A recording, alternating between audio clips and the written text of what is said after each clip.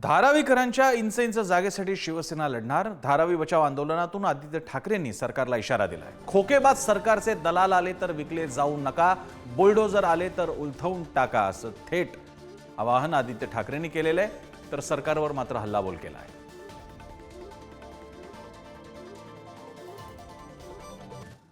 सर्वेक्षणाच्या वेळी अनेक लोक कोणाला विकत घेण्याचा प्रयत्न करतील, कोणाला किती खोके कोणाला धोके हे देखील देण्याचा प्रयत्न करतील, धमकवण्याचा प्रयत्न करतील। मी तुम्हाला आज विचारतोय, तुम्ही त्या खोके धोक्यांना आणि धमक्यांना बळी पडणार आहात का?